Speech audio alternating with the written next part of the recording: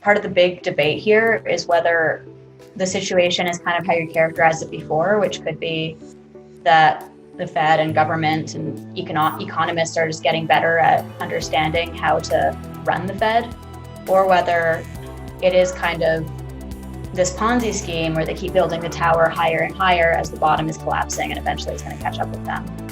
Exactly. No, that's very true, and we don't know which world we're living in. And I mean, it's kind of scary because this could be a time when we get a sense of that.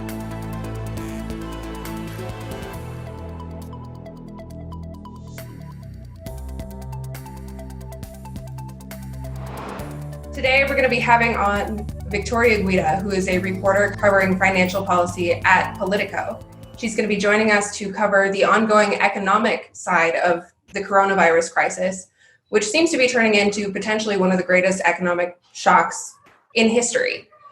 Yeah, so today our guest is very special because she's my sister, and she's also a very, very important reporter over at Politico. And so she's kind of at the epicenter of at least the Federal Reserve's response to this coronavirus crisis, which seems like it might be one of the worst financial crises of this century.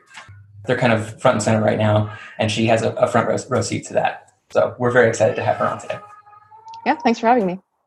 Great. So Victoria, how would you compare this economic crash to other economic crashes that we've seen in the past, like the Great Recession or maybe even the Great Depression? Yeah, so I mean, obviously, as millennials, the sort of natural comparison point is the financial crisis from 2008, and in some ways, this is actually much worse than that. It's a little bit early to tell how long this will have an impact, but if you think about how that crisis played out, it played out over the course of sort of more than a year. I mean, by the time, the turning point of the crisis was when the Lehman Brothers failed and there was a big, stock market crash and all of that. But there were cracks in the economy for like a year before that. And so, using the stock market as kind of like a barometer of financial panic, the volatility has been way larger during all of this than it was during the financial crisis, which is pretty amazing. And it's because this has all just been so condensed, where all of a sudden people realized this was going to be really bad. And I mean, the fact that you're seeing, most, if not all sectors of the economy, at least here in the US, and some countries in Europe and around the world just kind of shut down. And so that's pretty unprecedented. And it's, like I said, it's a little bit too early to know how long the impact will be, but I think that we can say for sure, at least for the next several months, things will be pretty bad, and it really depends on the health situation, how quickly we can get that under control, until we can start to come out of it. But yeah, in economic terms, the impact is going to be pretty severe on a lot of vulnerable people. How would you compare the current crash to the Great Depression? I mean, could we end up in some kind of economic downturn that lasts a decade or more? I mean, hopefully not, right? So the difference between a recession and a depression is the length of time. And when you think about the Depression, I was actually looking this up recently, and between 1929 and 1933, the U.S. economy shrunk by half, which is amazing. And so, I really hope that scale is not on the table here, but at least in terms of unemployment, I think that we could pretty easily see double-digit unemployment. Maybe not to the levels of the Great Depression. I guess I would say I think that governments have learned from past crises in knowing how to deal with this. I mean, you think about the Fed. One of the things the Fed did during the Great Depression is they actually raised interest rates, which is, sort of bizarre in the way that we think about modern monetary policy. That's not really how things are handled.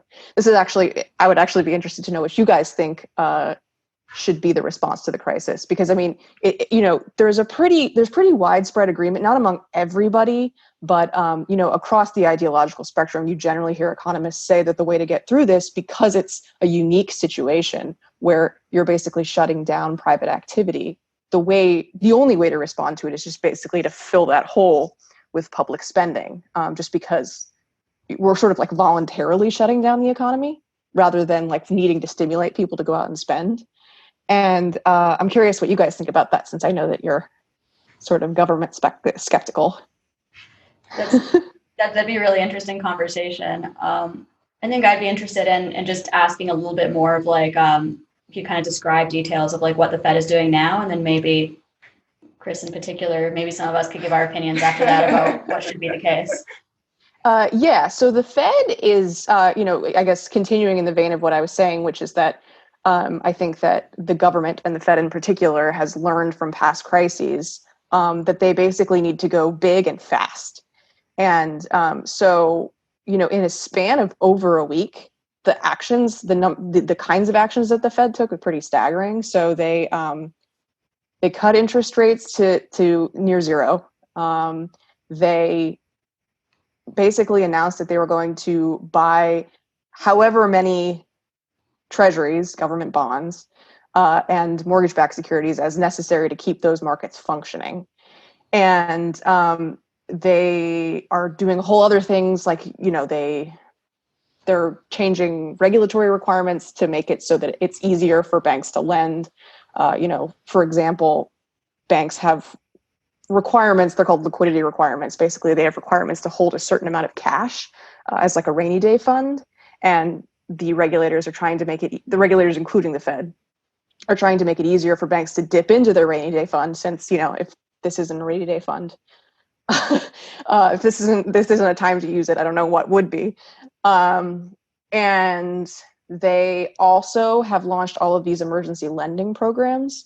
So the way a lot of that works, and I don't know how technical you guys want to get into this, but most of the way those programs work is the Fed is trying to jumpstart a market. And so, let's take like bundled small business loans, right? Securitized small business loans. So the Fed wants to encourage small business lending. So they'll say, hey, banks, if you give us securitized small business loans as collateral, we'll lend to you against that. So it's like an incentive to get banks to lend to small businesses. So a lot of their programs work like that. The really unique thing that they have announced is that they're actually going to be buying corporate debt, both on the open market and from companies directly, which they've never done before. Companies have to pay a fee to participate in that facility, but that's a really big deal. And basically all of these things, there's sort of multiple reasons why they're doing it, but the most straightforward thing is they want to make sure that basically anyone who wants to borrow can at a cheap rate, and that all of these markets are working properly, because basically people are so freaked out that a lot of these really central markets are starting to seize up. And if you have central markets seize up, it feeds out into everything else. And you could have the whole market just completely lock up. And I don't know if that made sense, but. Yeah, that makes some sense. I mean, you mentioned one thing that's big and new that they're doing is buying corporate debt. That kind of leads me into the question, maybe you could just go into a little bit more broadly, like what kind of authorities does the Federal Reserve have? And I'm not sure if our whole audience knows exactly what it is, that it is like a quasi-private entity that interacts with the public sector. Could you go into a little bit of like, what it can do, what it is? Yeah. So the Fed is the central bank, which basically means that it sits at the center of the financial system. So it controls the cash supply, and it basically sets the price for borrowing. So it more directly controls interest rates to that control the rate you would pay on anything from your credit card to your mortgage to whatever. They also have the ability to buy government-backed bonds, which is basically treasury securities, which is U.S. government bonds, or mortgage-backed securities that are backed by the government. So these are authorities that were given to the Federal Reserve by Congress, correct? Exactly. Yeah. So I should have said the Fed is not in the Constitution. It was created by Congress in 1913, basically as a way of having sort of a central source of producing U.S. dollars, and to create some stability in the money supply, because basically in a crisis you basically want to be able. I don't know. You guys are crypto fans, so this is getting into more controversial territory that you guys might not agree with. But basically, the idea behind the Fed is supposed to be that if you have someone who's sort of consciously thinking about where interest rates should be, how much cash there should be, that you avoid a situation where the credit starts to lock up, because you have somebody there to step in and make it cheaper to borrow. In terms of the Fed's authorities, so all of the things that I was just talking about, the emergency programs, that's under a special authority. Some people refer to it as the 13.3 authorities, because that's actually the provision of the Federal Reserve Act. And that's it's an authority that they have only in emergencies, in unusual and exigent circumstances, where they can lend to non-banks, right? Because the Fed generally lends to banks. That's how it transmits policy, is by working through banks. And so in an emergency, the Federal Reserve would then have expanded powers to lend to things that are not banks, like AIG, and I guess Morgan Stanley during the financial crisis in 2008. Yeah, so it's funny that you bring that up, because after so the Fed did use that authority to lend to AIG. You're absolutely right. Also Bear Stearns. And but Bear Stearns was bought by JP Morgan, so it's like, yeah, anyway. And after that, in the 2010 Dodd-Frank Act, which you guys may know about, changed financial rules after the crisis, was basically Congress's response to the crisis. One of the things that they did is they actually restricted the Fed's authority to be able to lend to just one company like that, because they didn't want that to be like a backdoor. You said just one company, as in they would be all right if the Fed were to lend to like a whole industry, but they wouldn't be all right if the Fed just picked one company. Right. So the language in the law is that it's supposed to be broad-based, and the Fed, I think, defines that as at least 5 companies in a category. And all these programs that they set up are generally available to way more than that. They haven't set up any sort of narrowly targeted programs. So yes, the Fed has authority to lend to pretty much anyone in an emergency.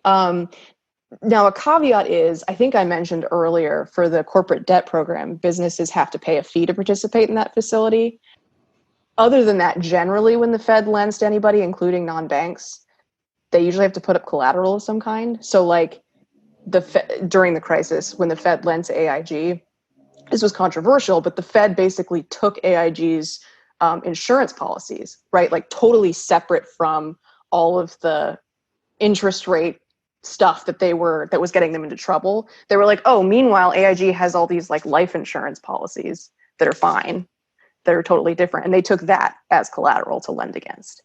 But yeah, so when the Fed lends, they usually take some kind of collateral. So it can be like, anything from a mortgage-backed security to, any of the other things I was talking about, like securitized small business loans. Is that, yeah, I was a little bit confused about that, the securitized small business loans. So is the idea that the Fed is like lending a bunch of money to the bank and they're taking these securitized small business loans as collateral, or are they directly buying up the loans?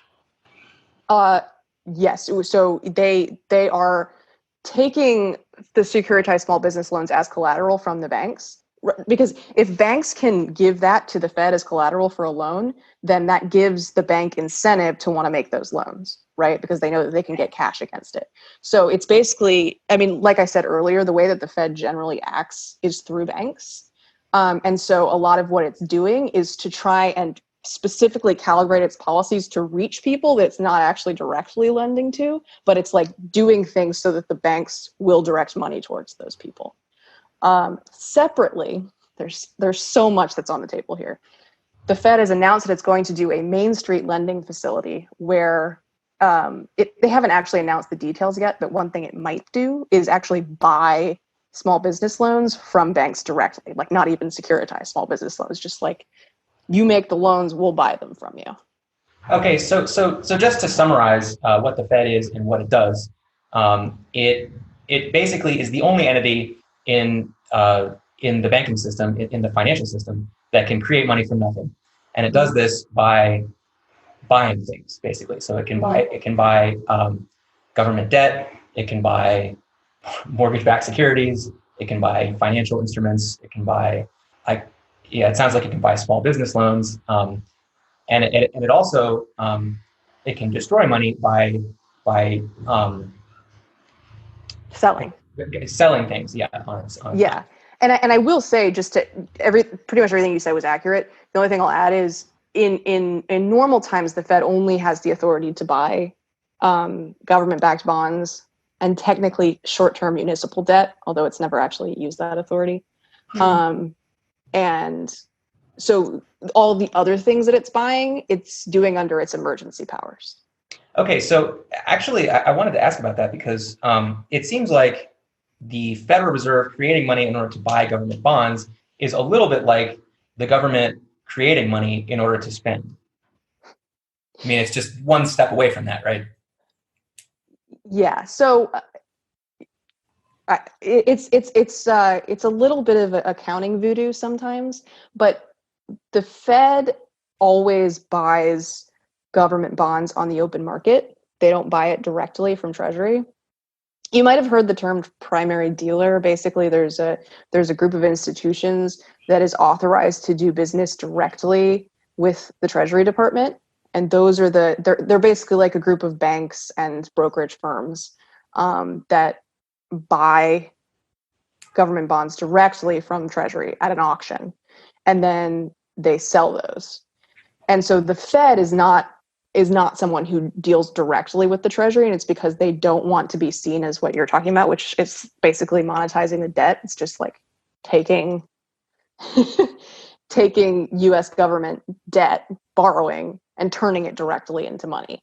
And so instead, there's like a private sector in between. So somebody in the private sector is the one where that transaction happens. And again, it's a little hard to wrap your head around like what the difference between those two things are.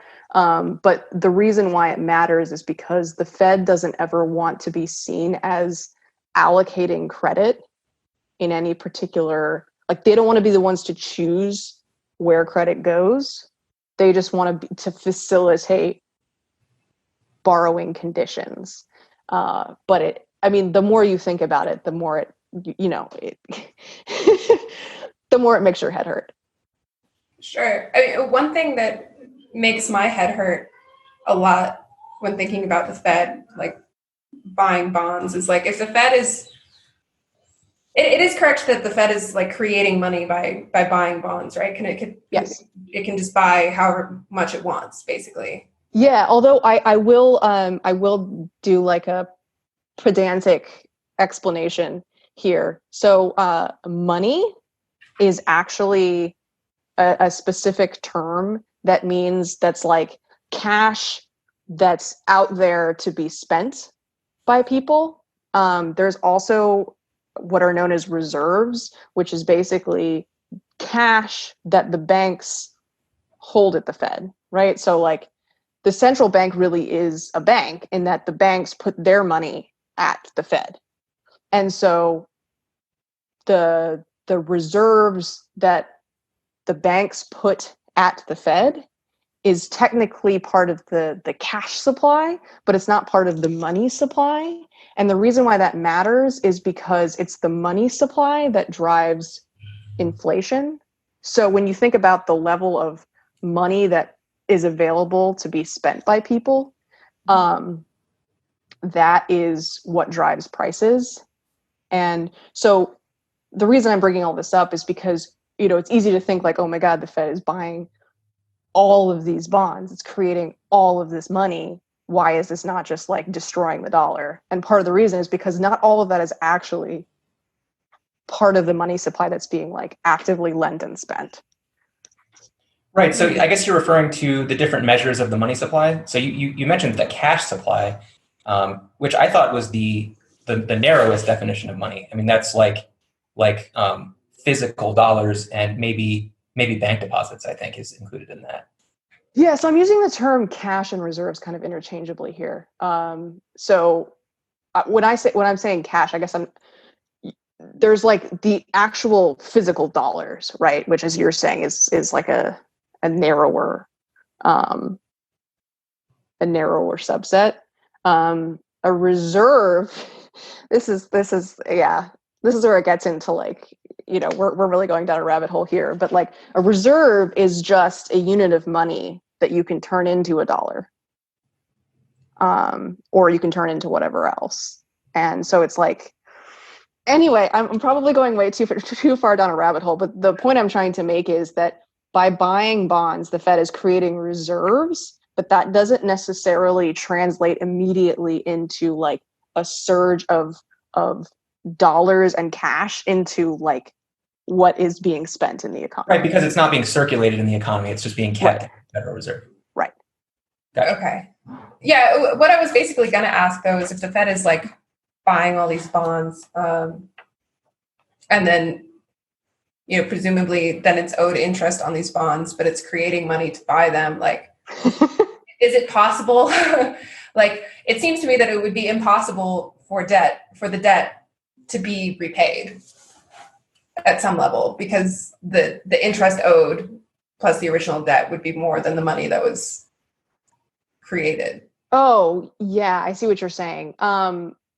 So banks can also create money by lending, because, banks only have to hold a certain amount of cash, and they can lend out the rest, right? And so this also is like its own rabbit hole. It's a really, really good point.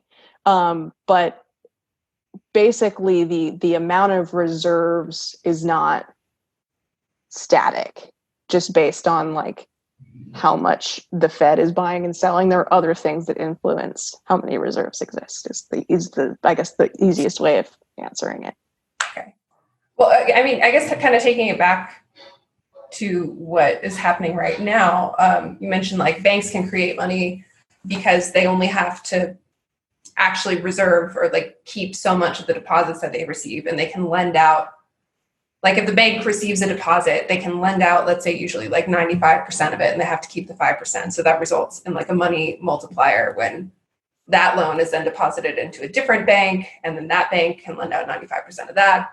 But right now, due to the coronavirus crisis, they've set the reserve requirement at 0, correct? Mm-hmm. Yeah.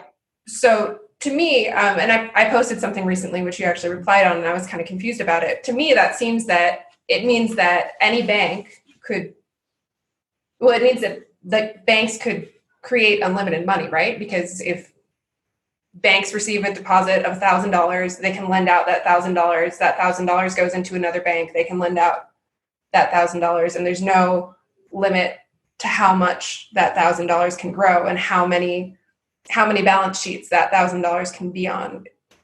But yeah, so right? I totally know where you're coming from, and no, it's not right, but you're not operating from a wrong assumption. It's so basically the reason why you're not right is that the way the Fed conducts monetary policy totally changed after the financial crisis. So before the financial crisis, the Fed operated in a world of what they called scarce reserves, which basically meant that at any given time, there were going to be banks that at the end of the day didn't have enough reserves to meet their reserve requirements. And so they would have to borrow from other banks to meet their reserve requirements. And the rate that the banks charged each other is called the federal funds rate. And that is the rate that the Fed targets. Mm-hmm. a little known fact is the federal funds rate these days is almost worthless.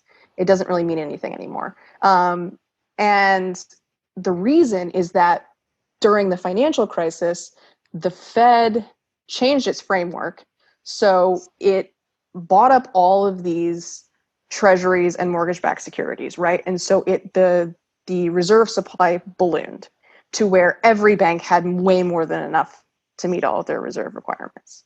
And so what the Fed did, and the way that the Fed still sets interest rates, is by giving banks interest on any reserves that they deposit at the Fed. So it used to be only required reserves that got interest. And then they said, okay, well, excess reserves, you can get interest too. And so basically the way the Fed sets interest rates now is, let's say interest rates were at 2%. So that would mean that the Fed would give 2% interest to any bank that put reserves at the Fed. And therefore, the bank would only really want to lend out something that would yield a higher return than that, right? You were asking about reserve requirements. So Yeah. That's one of the reasons why reserve requirements don't really matter anymore, because interest on excess reserves is one of the things that controls how many reserves banks hold at the Fed. Another one is what are called liquidity requirements that I referred to earlier, which is like a rainy day fund.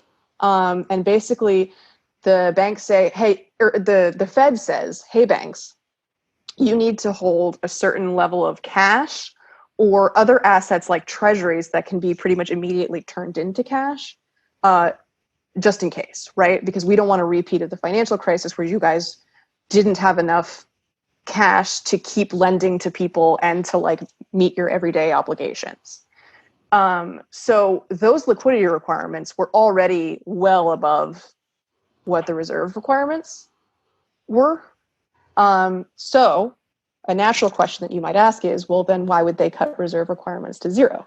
Why does that even matter? Right. And the answer is that buffer that I was talking about, the rainy day liquidity buffer that they're supposed to have, required reserves don't count as part of that. And so by setting reserve requirements to zero, they're basically saying that's less cash that you have to hold. So you can lend out more. All that matters is that you worry about the liquidity buffer that we tell you is necessary, and you don't need to worry about reserve requirements on top of that. Okay, so what I don't understand is what's stopping the banks from lending to each other, given this 0% reserve requirement. What's stopping one bank from just borrowing a bunch of money from another bank and storing it at the Fed and getting 2% interest on a loan that presumably is much less than that, because the bank that originated the loan doesn't need to have any cash on hand. It doesn't need to have any, Well, they do need to have cash on hand. So, to be clear, right now, interest on excess reserves is at 0.25%. So it's super low. So basically, that means that any lending that the bank does is probably going to make it more money than putting it at the Fed, which is why they did it, right? It's like it's a stimulative effort. If they're just charging 0.25%, you basically want to do anything you can to make more money than that. Right. So the banks are highly incentivized to just make as many loans to as many people as possible, right? Exactly. The other piece I will mention is there's something called capital requirements, which I don't know if you've heard of that. It's very confusing to think about the difference between capital and liquidity requirements, because I think people think of both of them as being words for money. But like I said, think of liquidity as like a pile of cash, right? And then capital is basically it's how you fund yourself. So if you think about like a like a balance sheet, so there's assets and liabilities, right? And those are supposed to balance out. That's how a balance sheet works, right? So liabilities are money that you owe, and assets are either just things you own or money that's owed to you. So those two things are supposed to balance out. So the idea of capital requirements is it's supposed to be like, hey, banks, don't entirely fund your operations by borrowing money. Don't have your operations entirely funded by debt. So capital is mostly cash that banks raise by selling stock, or like shares. But the technical definition is it's however much what's left over if they were to pay all of their liabilities, right? So it's like real assets, like things that are not debt. Yeah, it's like whatever you have left over after you pay back all of your liabilities, which for banks would include deposits. Deposits are a liability for banks. Okay, and the capital requirements are non-zero at this point. Yes, no, they're way higher. So they were like really, really low before the financial crisis, which was a problem. And now, I mean, it depends on how you calculate it. But think of them as being more like, 8 to 10% right now. Okay. And the reason why that matters is because if the riskier things that the banks do, the less regulators allow them to use debt, the more capital requirements they have. So making a loan is also expensive in that it makes them potentially less able to borrow money. I'm not doing a very good job of explaining this. So like if the bank decides to do something to get into a certain asset class that's considered to be risky, then the regulations say, okay, you have to hold more capital on hand. Yes, exactly. Okay. And the capital is set as as like a percentage of their liabilities. Yeah, I mean, so there are a couple of different kinds of capital requirements. What you're talking about is what's called a leverage ratio, which is basically like what is your ratio of debt to equity, right? Like how much of your funding is by borrowing money and how much of it is by selling stock and retaining profits. There's also what the Fed really likes, which is called risk-based capital requirements, which basically have a different capital requirement for everything you do, depending on how risky they deem it to be. Right. And the risk-based capital requirements are what I'm talking about related to loans, which is like if you make a riskier loan, you have to hold more capital. Okay. So like in a nutshell, basically the reason why my previous thinking was incorrect is because the money multiplier, or the amount that banks can lend out versus what they actually hold, is no longer set by the reserve requirement, but there's all these other things going into it that make it probably much more difficult to calculate what the multiplier is. But that's true. Yeah. And I mean, there always was supposed to be like good business practices where, you weren't supposed to just depend on reserve requirements for how you manage your cash flow. But yeah. Okay. I mean, yeah. And to summarize my understanding, so you have the Fed is paying banks to keep cash parked at the Federal Reserve. They're paying them 0.25% right now, which isn't very much. And so basically banks are incentivized to look for loans that they can make that are going to earn more than that, which could be just about any loan, right? Yes, which is the idea. That's why that's why slashing interest rates this low is an extreme stimulative measure. Okay, so this is definitely going to flood the system with lots of new bank credit, right? So ideally, yes. The question is to what extent banks lend out all of that cash, right? And they might have reasons to hoard some of it, just if they're worried. If they're worried the loans won't actually get paid back. Yeah, or if they're worried that, there's going to be so many different demands on them that they might start to have not enough money to do everything they need to do. But yes, you're right. Okay. So Congress has also recently approved like a $2 trillion stimulus package. Could you go over kind of the basics of what that entails? And is that interacting with what the Fed is doing in some way, or are those things completely separate? So it is interacting. So there's a lot of stuff in there. You guys might know that for Americans making less than $75,000 a year, it includes a $1,200 check for all those people. There's also some money for people that make between $75,000 and $99,000, but it's like a decreasing scale. As you make more money, you get slightly less money. And then you get no money if you made over 99,000. So that's a big piece of it. Another big chunk of it is loan guarantees to small businesses. So like $350 billion has been allocated for if banks make loans to small businesses, banks that have been like given the okay by the government says, hey, if the small business doesn't pay back that loan, we'll cover it. So the government is going to do that? Or the Fed's going to do that? It's the Small Business Administration. Okay. So the executive branch. But they have to use funding that they get through taxes, right? Yes, it has to be appropriated money. Yeah. The reason I'm like being way too pedantic right now. I'm sorry. It's just because this is all just deficit spending. So like, yes, it's taxpayer money, but it's also just like they're just borrowing money. So they're basically just. Right. Yes. Yeah, you're using some Fed speak here. Let's stick to the straight talk. It's interesting. It's great. Yeah. Just kidding. No, but seriously, let me know if what I'm saying is like not making sense.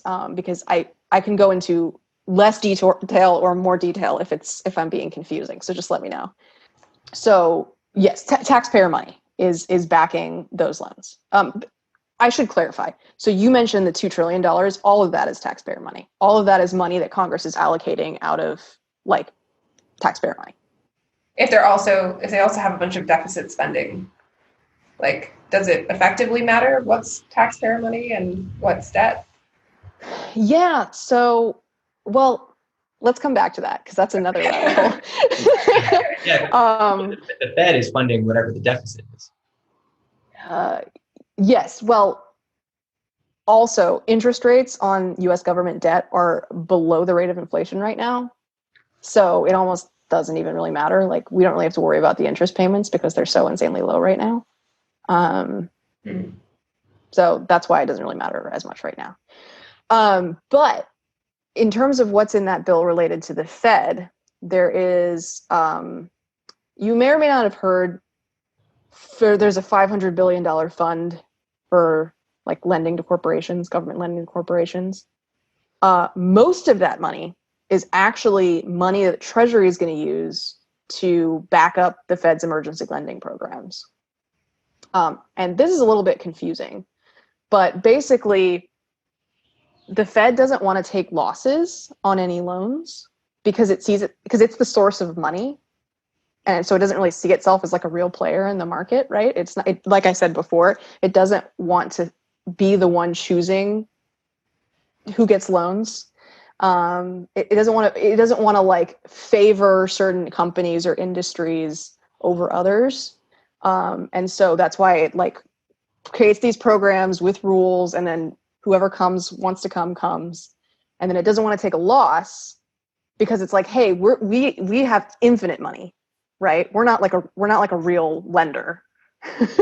We're just like this money printer, basically. And so it should be somebody who's actually involved in the financial system, who's actually a real player that takes the loss. And so Treasury is the one who has agreed to take the losses on those loans. So Treasury basically just needs to put up as much money as it needs to cover the losses on any loans that the Fed makes. And beyond that, the Fed can just lend as much as it likes. So the $450 billion. What? Okay, but so instead of the Fed taking the losses on bad loans, the U.S. government, the Treasury, is going to take the losses on the bad loans, which to me doesn't seem like necessarily better. The Treasury doesn't seem like a more real player to me than the Fed, because the Treasury can also spend as much money as it wants because it can just issue debt for anything that it needs, right? Right, but Treasury does have an impact in the real world in terms of like it has revenue, right? Like it taxes people, and like, I mean, you guys know this, like the Fed's accounting is all just relationary. Like it in theory can print as much as it likes. So basically everything that it does is tries to be like reacting to something that is real.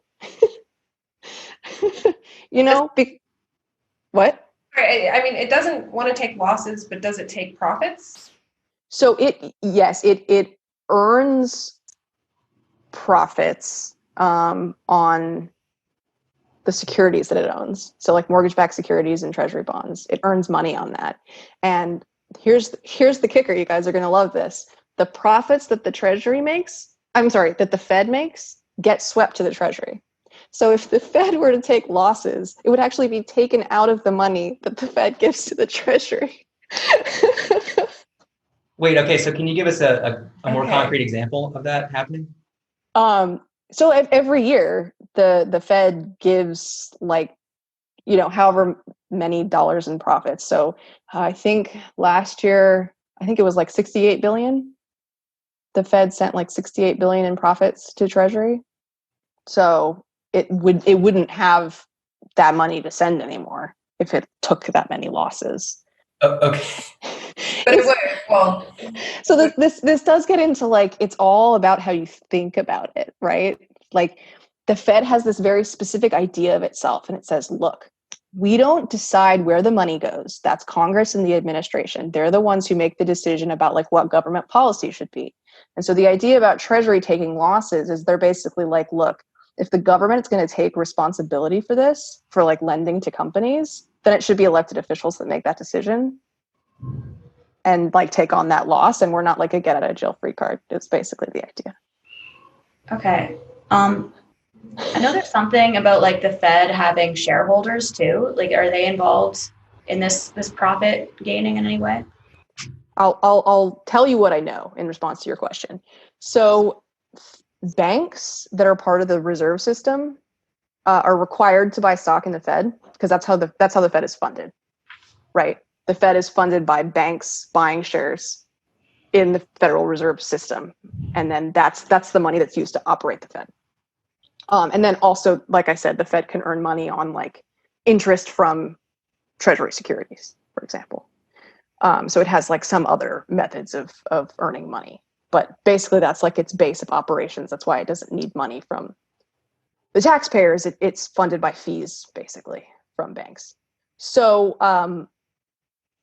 as part of the like benefit of that for banks, because they're, like I said, they're forced to buy these shares, is they did get a like 6% dividend.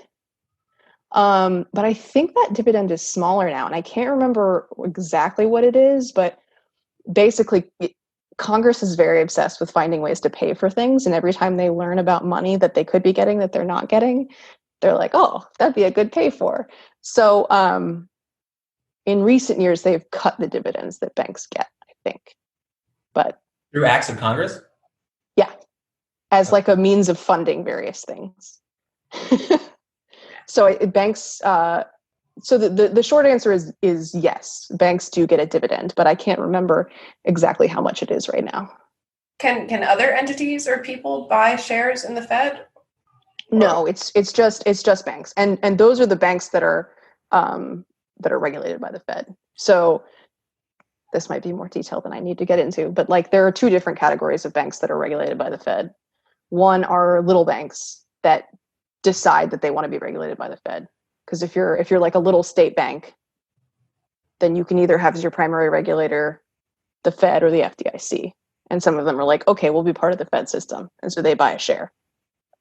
For the bigger banks, they have like a parent company because they do a lot more. So there's like the insured bank part of it. And then there's also like the brokerage firm part of it, the investment bank part of it. And those things are all separate. And banks that have a holding company like that are required to be regulated by the Fed. So they're who I was talking about, that they're like forced to buy shares in the Fed because they don't have any choice in whether or not they're regulated by the Fed. So there are some measures that the Fed has declined to take, at least thus far, like setting interest rates below zero, or just like purchasing local and state government loans. Mm-hmm. Could you see things moving in that direction, or like why are those things hard lines for the Fed so far?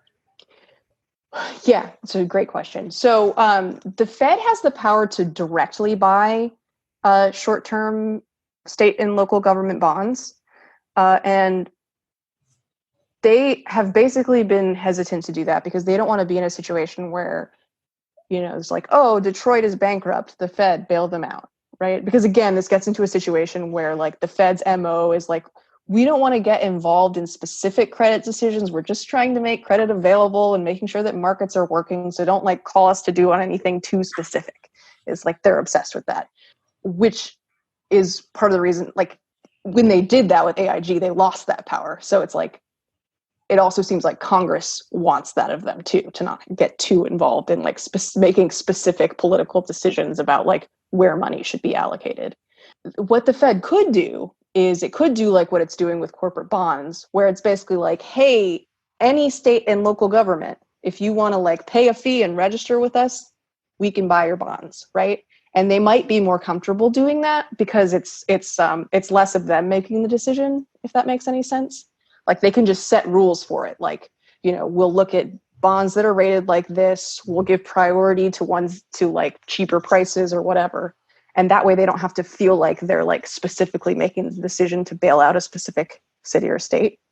But that's historically why they haven't directly bought those bonds, because they don't want to be in a situation where anytime like a state or a city is in trouble, they're called to bail out that city or state. Negative interest rates, I think there's a lot of reasons why they don't want to do it. One is just like, it's not, we don't have a political consensus for that right now. And by consensus, I mean like a reasonable majority, right? So that would be kind of dangerous for them to do, I think, unless there was, I guess, at least some level of bipartisan agreement that they should do that. The other reason is, so as I'm sure you guys know, there have been negative interest rates in like Europe and Japan. It's not really necessarily that clear that it's actually helped that much. So I'm not sure that I'm also not sure that they're convinced that it would be helpful to do that. It's kind of interesting because like the way that you're describing, like the way that they could do like the government loans or like the local and state government loans, and like how they've been doing these corporate loans where they like set some requirements and open it up to the markets. And it almost seems like there's a lot of support for them doing this in this crisis. Like, could you see this kind of like style of intervention from the Fed into the economy like becoming more common in the future after this? So that is a huge question. I mean, I will say that these are its emergency powers. So it can really only do this while we're in an emergency situation, and then it no longer can. But it's definitely an open question whether in future crises that look different, they will also do the same thing again. Because like you said, there is pretty widespread agreement, even among like really conservative people in Congress that are pretty Fed skeptical, because like I was saying earlier, this is such an unusual situation where we're basically voluntarily shutting down the economy. And so there is really no one else to step in other than the government, which is, I would think relatively unusual as far as recessions and crises go. Because, like I said, usually the way you'd want to do it is by stimulating spending and economic activity, but that's not really what we want to do here. So I don't know whether there would be enough political support in a recession that looks different, especially one that looks like the last one, where there are clearly like specific people to blame. And, that could make it also less politically popular if like what you saw last time, where some of the people that were responsible were also the people getting bailed out. Who declares if it's an emergency? Yeah, and who declares when the emergency is over? Because there's definitely precedent for like just continuing emergencies for a really long time. Sorry, piggyback on your question. Yeah, well, I guess I was wondering if it's like similar to like, the state of emergency in the executive branch, or if it's a different declaration. Because the U.S. is kind of notorious for giving presidents emergency powers for like ever. Yeah. So the Fed declares that there's emergency and exigent circumstances. The check, of course, on the Fed is Congress. Congress is really the only. I'm not the only people, but like Congress is specifically the people that the Fed is afraid of, because Congress created the Fed They created the rules for the Fed. So Congress can do anything to the Fed that they want. And so, the Fed is required to testify before Congress and answer to lawmakers. And while that seems like a really, it doesn't sound like that scary of oversight, the Fed is very paranoid and thinks like 20 steps ahead. And so they're always like, thinking about, well, if we do this, is that down the line going to cause Congress to like take away our ability to do this? So all of that to say, I don't think the Fed would necessarily extend out its declaration that we're in unusual and exigent circumstances far beyond what is generally seen as being an emergency, because they would probably be worried about consequences from Congress. So how did it happen last time? I think you said that they declared an emergency in the 2008 financial crisis, right? Yeah. So it's not exactly like an emergency declaration. I guess basically what it's like, they launch a program and they say, we're doing this because there are unusual and exigent circumstances. Okay, right? and then they launch the program, and then, that's it. And then if they decide to launch some other program and say, this is an emergency, we need this program, then they can just do that whenever they want. There isn't like okay, the emergency is starting now, and then, we're going to launch all these programs. Okay, the emergency is over. Now, we have to declare a new emergency basically in order to launch emergency programs. Right. So what they would do is just on the tail end, they'd be like, hey, we think it's good now, we're going to wind down these programs. Okay, and they would make that decision. And that happened like pretty soon after the crisis last time. Yeah. I will say another thing I'm not sure about. So one of the other things that changed, I told you guys earlier that after the financial crisis, Congress said that the Fed couldn't lend to individual companies anymore under its emergency authority. Individual non-banks, I guess I should say. Having a program specifically directed at a non-bank, it can't do that anymore. The other thing that Congress added is that the Fed has to get Treasury sign-off for these types of programs. So I don't know whether Treasury would be involved in that decision now too, because this is new territory, right? This is the first time we've had Fed emergency programs where the Treasury has specifically authorized them and been like, yes, this is necessary.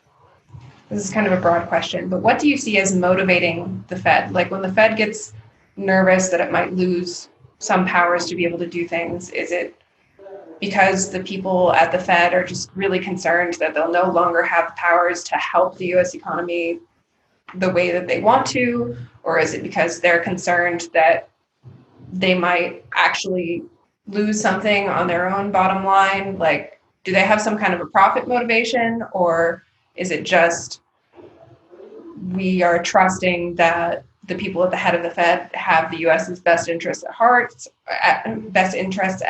or do they have like some kind of obligation where people at the Fed could go to jail if they don't fulfill some kind of fiduciary duty, or like what's driving them? Well, so I think about it kind of straightforwardly, like the Fed is pretty much like any institution that when it has power and when it exists, it wants to keep that power and it wants to keep existing. I think that's a pretty natural impulse. I think that as to how benevolent the Fed is, I think that's entirely dependent on who's there. And I think that you could make a case that it's varied wildly throughout the Fed's history in terms of like what their motivations were and whether they were actually doing what was in the country's best interest. It seems like right now, I mean, when you talk about a profit motivation, I mean, so Fed staffer and the Senate confirmed people at the Fed are pretty well paid. So I don't know that there's like a specific, like, we're doing this to make more money type of thing. I think I guess they don't make as much as they could make in the private sector. Yeah, exactly. I think a lot of people would point to the kind of revolving door between the regulators and the private business owners. Right. Yes.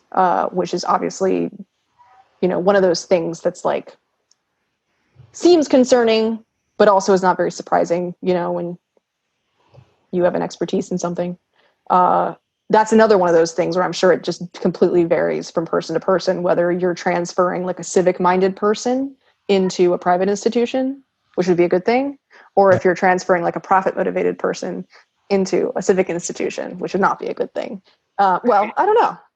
Maybe not. It definitely seems like there could be some moral hazard for those profit-seeking people to make deals with people like AIG and Bear Stearns, and not do deals with Lehman Brothers. Just maybe that was just, oh, we're friends with them, but we're not friends with him, so. Right, and we'll never know, right? If that was what was like one of the things that played into it, right? That's totally possible, because one of the things that I think people do forget, and I don't know about you guys, but like the Fed really is an institution of people, right? And so when I think about the Fed, I don't think of it even as a monolithic institution, which I think is hard for people to understand. I mean, there's like, not only is there the 12 reserve banks and the Board of Governors in Washington, but there's also, there's the monetary policy side, there's the regulatory side, there's the consumer side, there's all these different groups, and the Fed really is a really massive institution. They have thousands of employees, and so I guess all of that to say, like, I feel like it's pretty hard to generalize. I don't really interact with people at the Fed who I think are like, don't want what's best for the US, but that doesn't mean that they're not like more, I feel like everyone's self-interested, right? Yeah, I agree. So, how that plays out into their actual decision-making, who knows? But, I think that there are corners of the universe, the world, that think about the Fed as kind of like scheming in the corner, but it's like, it's much more boring than that in real life, I think. How do you see what's happening now and the decisions that the Fed makes influencing the election? That is very hard to answer, because what the Fed is trying to do right now is basically like stop the economy from like a free fall, right? Like I started out saying the Fed's main goals are like keeping credit flowing and making sure that financial markets are like, the gears are greased, they're still working. So, I don't know how you would game out like whether they succeed or fail as necessarily. I guess it would be good for Trump if they help the economy recover by the time the election rolls around. But that's one of those things that's like, well, it would be really catastrophic for everybody if that didn't happen. So I don't know that it would necessarily be like better for Biden if we were heading into a depression, but I don't know. Oh, wow. Is Biden the nominee? I totally stopped paying attention to the election. We don't have a nominee yet. Not technically. He is ahead, like pretty far ahead now, but Sanders technically still has a chance, and he hasn't dropped out yet. So, I guess I shouldn't speak too soon. You're right. Cool. No, this coronavirus thing has totally overshadowed the election. I just mentioned today, I was like, oh my God, I forgot there's an election in November. I totally forgot. Yeah, which is actually a really huge boon to Biden if you think about it, because like this would normally be the time when journalists would be like digging in on his past and like turning up all this dirt on him, because he's like basically the presumptive nominee. That's how people are thinking about it. But everyone is just totally distracted right now. So yeah. Interesting. It's interesting. Yeah, this might be a good point to get to your question directed at us about different ways to see the Fed, or like how this might be a bad thing or alternatives. Yeah, like do you guys think that the government has a big role to play here, given like I was saying, the unique situation where the economy is basically voluntarily being shut down? Or do you still see that as like undesirable? Well, for me, that's a complicated question. Like in this context, you're saying that the economy is being voluntarily shut down, but it's also being shut down by city and state governments. Like, force rules about what businesses can and cannot be open. So like, given that you, the government, are forcing me to shut down my business, it makes sense that there would be some kind of bailout that comes along with that too. Without that, like, I think a lot of people would be shutting down just voluntarily, and a lot of businesses were shutting down voluntarily prior to that. I really don't know. Like, it's really hard for me to listen to all this and look into what the Federal Reserve is doing and what the government is doing and say whether it's good or bad monetary policy. What's concerning to me is like the more I learn about this, the more it just seems that everything is a shell game. Like, in terms of how much money exists and whether it's flowing or not, and like what goes where. And I think, given that the Fed mostly works with banks, it's a huge advantage for the banks anytime the Fed takes action, because they're getting the money first before all the chips fall, and like the economy is able to adjust to how much money there is. And if there's a bunch of new money for the same or less amount of services, then you'll get inflation. And like, banks have the advantage of having that money first, and like everyone close to the banks has the advantage of having money first. I don't like that. I don't agree with the setup in general, but given where we are, I don't know that I would say that it's bad for the Fed to try to stimulate things. Yeah, I think I would echo some of Katie's thoughts. Like, just preparing for this and reading up on the Federal Reserve and stuff like that, it is kind of concerning how it's structured and how like the creation of money is structured. Like, it almost does kind of feel like looking into a fractal, like just how they keep creating money from debt. And it seems like it's hard for me to see, like, it seems like it's just increasing and ever deferring debt that creates more money, which is concerning and doesn't seem like a super stable basis for a money system, but maybe it is. Like, maybe there's a way that it works if the economies keep growing and like the value of the economies keeps growing. And I also see like what you're kind of saying about the Great Depression. Like, one of my big hesitations about the kind of like crypto libertarian anarchist perspective is looking at the Great Depression. And it seems like that the response in the Depression was almost like that kind of style of thing, like austerity and raising the interest rates, like kind of the opposite of stimulating the economy. And that seemed like it worked really badly. Like, I do see the argument as being of the government or the Fed, I guess, as being like the lender of last resort. Like, it does seem like there has to be somebody who's the lender of last resort, but it's definitely confusing. I have mixed feelings about it too. Yeah, my perspective is basically that an economy is somewhat a living system. It's somewhat anti-fragile. It's somewhat self-correcting. It's kind of like an ecosystem, and occasionally in an ecosystem, you'll have some destruction that happens. Maybe like a forest fire or something like that. That kind of or a disease or a plague or whatever, and that it kind of kills off kind of the weaker parts of the ecosystem, and this makes room for new growth. And when you try to defer that discomfort or pain longer and longer and longer, then what you're doing is you're building up all of this kind of weak, poorly structured stuff that is a tinderbox for whenever there's a spark that happens to come along.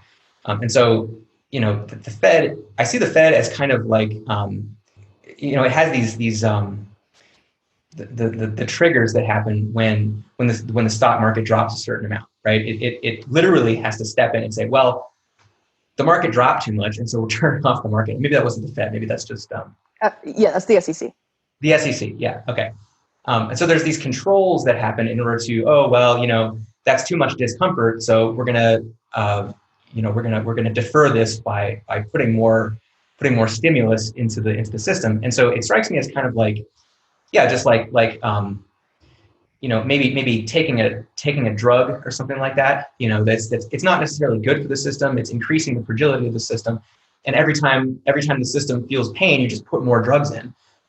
You can delay the crisis for longer and longer and longer, but I think you're increasing how bad the crisis is going to be when it finally happens. And there isn't a way to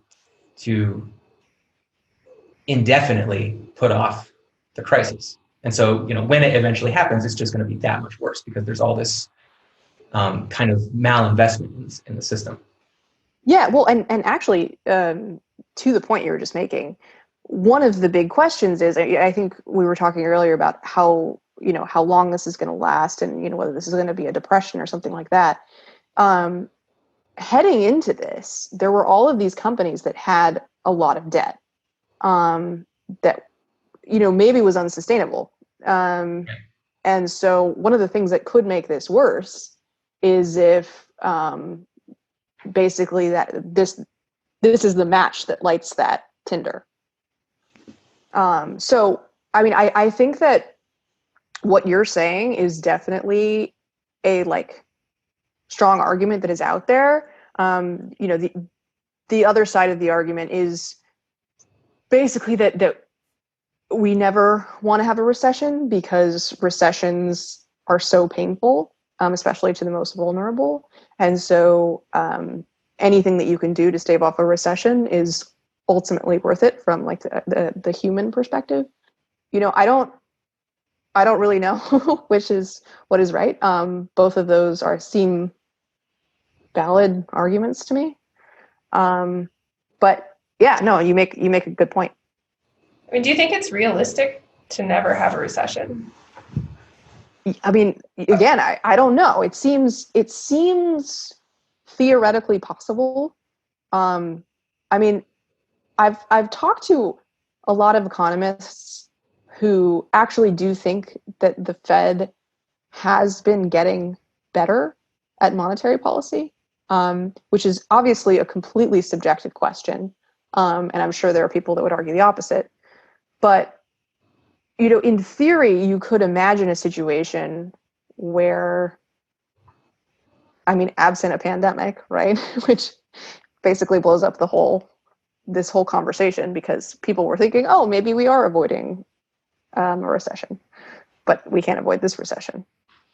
Anyway, it's theoretically possible, conceivable, that if the Fed did its job well enough and you didn't otherwise have really stupid policies, in the administration and Congress, and that I'm not saying we currently have really stupid policies. I'm just saying you would want to avoid really stupid policies. Well, you can imagine a situation where you could avoid recessions just by good decision making, but I don't know. Well, I guess part of my point my point put a different way is that if you artificially put off a recession, what you're doing is you're increasingly rewarding worse and worse decisions. Right. And so, basically, if you prevent people who make bad decisions from experiencing the negative consequences of their bad decisions, then they never realize that their decisions were bad, and they just keep making worse and worse decisions over time. And so, in my imagination, as the Fed is doing this and continues, artificially putting off a recession, all of the decisions in the economy are just going downhill. Because nobody ever sees the reality of their decisions. Nobody ever experiences the consequences of the decisions. And so, yeah, it seems to me inevitable that the sort of aggregate decisions in the economy are just going to get worse and worse over time. It's like drug addiction again. I guess one argument to that in this case might be, from your perspective, maybe those businesses that didn't have any rainy day funds saved up should just go out of business. Correct. Yeah. If you're a business owner and you are totally unprepared for anything bad happening, then it really doesn't make sense for you to be in business. Bad things are going to happen. And businesses, business ventures are risky and should be risky.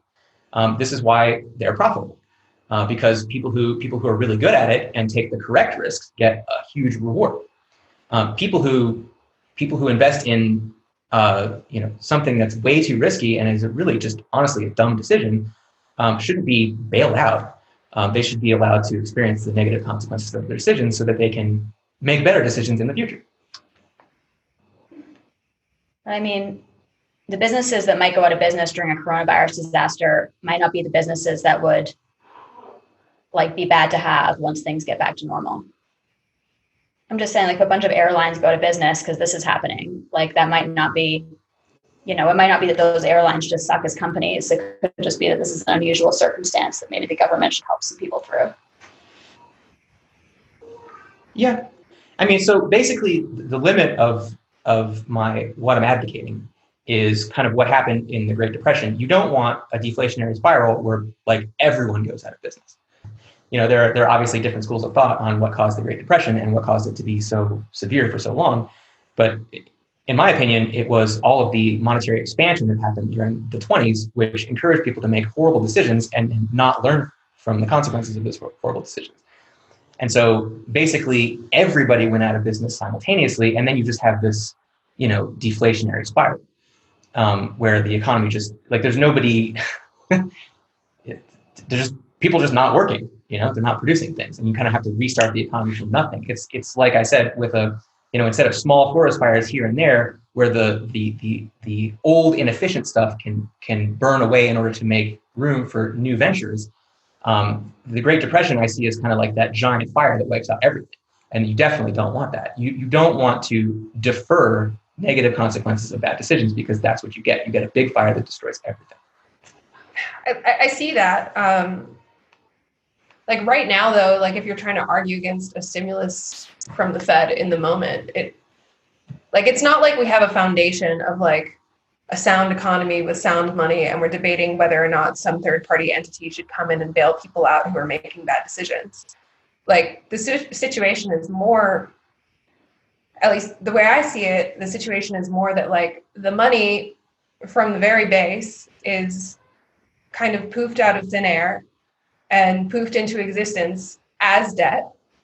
And for the institutions at the top, like the Fed and the government, and to a certain extent banks, debt is completely inconsequential if they own it because they can, or if they owe it because they can create money. Sometimes it's consequential, but it's unclear what debt even means if you're a government or the Federal Reserve.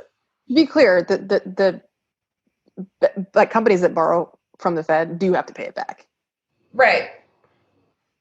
But or they have to put up collateral, which will be taken.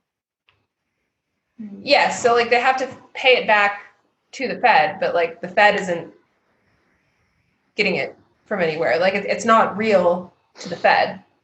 And it seems the reality of the consequences of debt becomes more and more real the further down the chain you are from the Fed. So right now, when we're talking about businesses struggling or people struggling, a lot of what that means is people can't pay their mortgages, or people can't pay their rent, and the rent is high because the landlords have to pay their mortgages, and it's debt all the way up. And the debt isn't real at the top, but it's real at the bottom, and destroys people's lives at the bottom. Well, it would also have a different impact on the reserve supply, because if you think about it, when the Fed lends and then the money is paid back, those reserves are then destroyed, right? So it's creating reserves when it's lending, and then those reserves are destroyed when it's lent back. So the impact on the economy would be different if the Fed just gave money out and didn't expect it back. Does that make sense? Yeah. Yeah, it makes sense. Things would be different, I guess. You're making sense, though. I mean, your point is fair, and it's part of what's so difficult about this question about a recession, because it's ideally we do want a situation where people are punished, but in any recession, the people who end up getting punished are also just regular vulnerable people, right? Who are not at fault. Do you think that Chris's point that like deferring recessions like this each time like could lead to a massive forest fire? Yeah, I mean, I don't really know. I mean, it's like I said, it's definitely an argument that people make. Like you're not saying something that's like, wildly fringy. Like I think that's a legitimate theory, but I really couldn't say. Yeah, I think you were getting at something when you talked about the Fed's legitimacy earlier. I think the Fed does have some incentives to behave well, and it's kind of like mutually assured destruction. That's kind of how I look at it. Basically, if the Fed does stuff that is so crazy that that unemployment gets really high and there's social unrest, and maybe if they do something that destroys the value of the currency and the currency hyperinflates, those things usually go together, then at that point, the Fed loses its power over the system because people don't trust it anymore.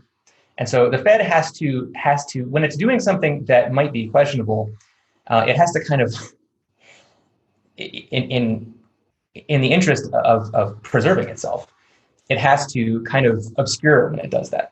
And it has to kind of couch it in very technical terms and, kind of, as you said, play sort of a shell game with the money so that it's not, it either isn't totally clear that they can just create money whenever they want, and that there's the supply of money is just expanding without limit. Those things can happen, but there has to be at least a semblance that things are following some kind of plan, following some kind of protocol. And so as long as that's happening, the public continues having trust in the institutions and the institutions don't collapse. But you definitely see in smaller countries especially in Latin America, a lot of times, with central banks that just go nuts, inflating the currency, then you have the currency is just plummeting in value daily, and at that point the public stopped using the currency because it's so worthless, so they just use other things, and at that point, the bank is kind of out of luck, or the central bank is out of luck, and the government is out of luck. It's not just the bank and the government that are out of luck; like the people are out of luck, and the people are out of luck, yeah. Your whole accounting system is thrown out of whack. Nobody knows how to interact with each other anymore. Like. Yeah. No, I think you're getting at something that a lot of people don't necessarily think about, which is that, when people think of the Fed as a source of money and that it can just print as much money as it likes, that almost makes it sound like they're divorced from consequences, which is not the same thing. And so basically they have a lot of power, and they have to think about how to use it so as, you can cast it however you like, but so as to protect their power, so as to like be the most helpful to the economy. Sure, it's a bit of both. Right. And they can't just do whatever without leading to some kind of consequence. It seems like the part of the big debate here is whether the situation is kind of how you characterized it before, which could be that the Fed and government and economists are just getting better at understanding how to run the Fed, basically, or whether it is kind of this Ponzi scheme where they keep building the tower higher and higher as the bottom is collapsing, and eventually it's going to catch up with them. Exactly. No, that's very true, and we don't know which world we're living in. And I mean, it's kind of scary because this could be a time when we get a sense of that. It's also really interesting from the perspective of thinking about the Fed's power. Crises are a really strange time for the Fed because on the one hand, when things are good, the Fed gets a lot of criticism for how much power it has, right? And then when things are bad, you get a ton of people being like, Fed, save us, please. Do everything you can, right? And so it's fascinating because on the one hand, the Fed doesn't want to be in a position where it's doing stuff that isn't actually helping, and then people like find out that the emperor is wearing no clothes, right? And that it doesn't actually have as much impact as people think it does. But on the other hand, it's also dangerous for them because they can use their full suite of powers, and it gives people appreciation for how much power they really do have. And that's part of the reason why after the financial crisis, you saw Congress, rein them in just a little bit, because they were like, whoa, whoa, whoa, we didn't know you could do that. So I think that these crises are always sort of, turning points for the Fed, both in terms of like judgments on how they performed policy leading up to the crisis, and on like where we as people, like how comfortable we are with the amount of power that they currently have. So it's interesting from that perspective. Yeah, and I also want to add something that sets the Federal Reserve apart from other central banks, which is that the US dollar is the reserve currency. And so, so many people around the world are using the dollar in everyday transactions and in cross-border payments and international commerce, that the dollar's value is much stickier than the value of other currencies. And so the Fed actually does have a considerable amount of leeway to expand the money supply without producing a lot of price inflation. Of course, there is a limit to that. Eventually people will figure out that the emperor is wearing no clothes or whatever. They'll figure out that if the Fed makes decisions that are too crazy and just multiplies the money supply by absurd amounts, then the government bonds are going to stop yielding as much money because the government might default on its debt. If the government starts defaulting on its debt, then that could really kill the value of the currency. There is a limit, but again, the US dollar is basically the most trusted institution in the world. And so it has to screw up much worse than other currencies would have to screw up in order to lose the faith of the public, I would say. Yeah, no, that's a really good point.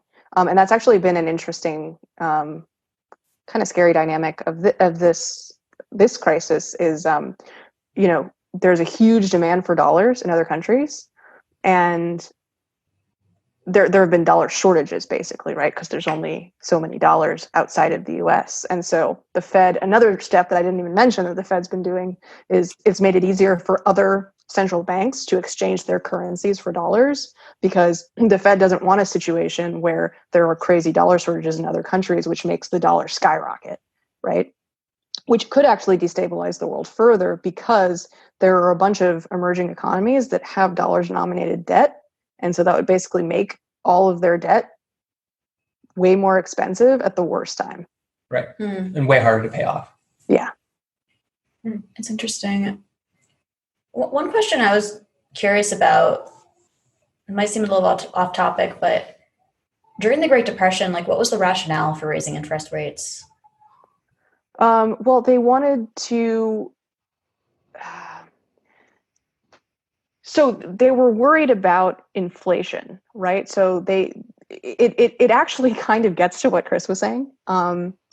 They wanted to control the debt situation, and so they were like, all right. So it's a little bit complicated, and I'm not as well versed in this as I should be, but it was also related to, we had the gold standard then. And so I think that it was partially to do with not wanting the dollar to be weak. So if you think about inflation weakens the dollar, right? Because if the dollar started to weaken, then people would have incentive to exchange their dollars for gold, which would then cause a spiral situation. But I think that it was more complicated than just that. I feel like I'm doing a disservice by saying that was the only reason. It's interesting. Yeah, it almost seems like there's two worldviews on this.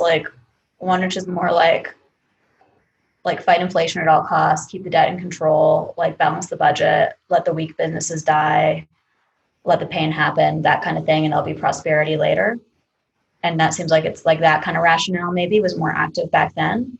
Yeah. And now we're in like a different paradigm, which is more like lender of last resort, try to pump credit back into the system. We'll reel in the inflation later. Yeah, well, actually, the irony is the Fed was worried about not enough inflation before all of this. Like, the Fed is actually currently still in the middle of a monetary policy review where they are reviewing all of their tools on how they currently try and meet their mandates. So the Fed has two mandates. One is price stability, which they define as 2% inflation, and maximum employment, which is basically like you want as many people employed as possible without inflation going crazy. And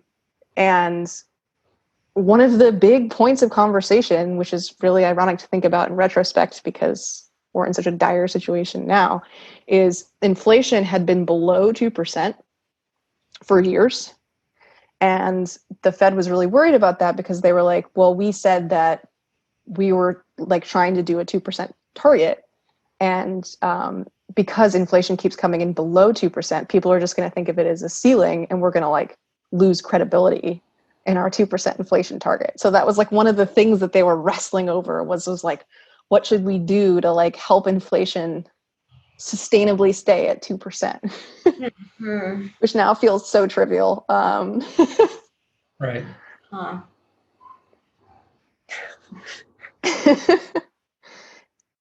And in case you're wondering, the reason why they care about that, because you might be like, why does it matter if the Fed has 2% inflation or 1.6% inflation? And it's basically that the more the Fed lets the economy have room to breathe, right? Because this is like a vast simplification, but basically when inflation is a concern, the Fed raises rates.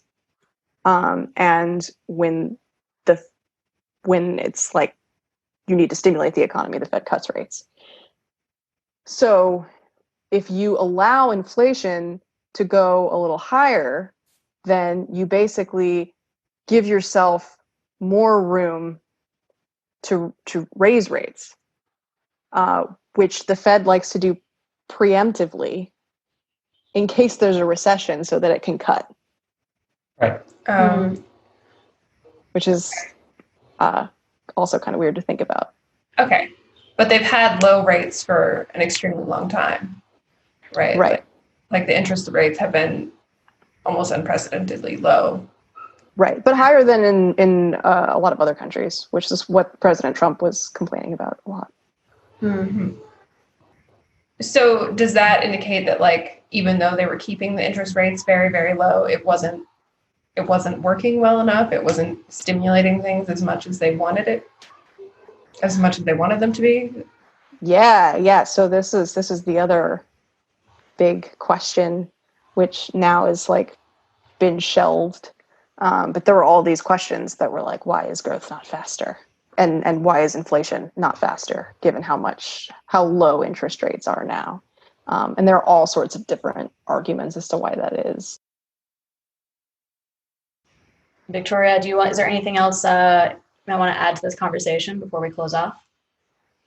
No, I mean, I appreciate you guys for letting me come on and talk about economics. It's like where my brain is at 24/7 now. So it's nice to be able to talk about it with non-work people. Well, of course, we appreciate you coming on and lending us some of your expertise to talk about this complicated and timely issue. Yeah, this was super informative. Yeah. Thank you so much. Good. Hopefully it made sense. I don't know. I talked a lot. No, it made a lot of sense. Yeah. It made a lot of sense.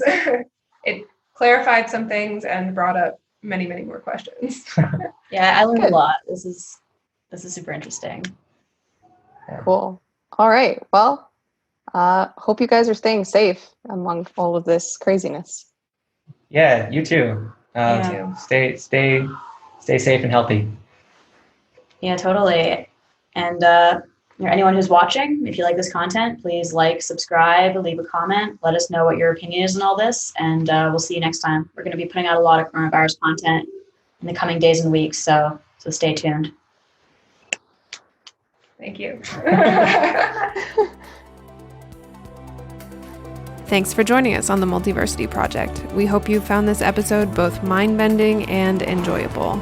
We can be found all over the social media space and at multiversityproject.co. If you like this content, give us a like, comment, follow, share, or support us on Patreon. Catch you on the flip side.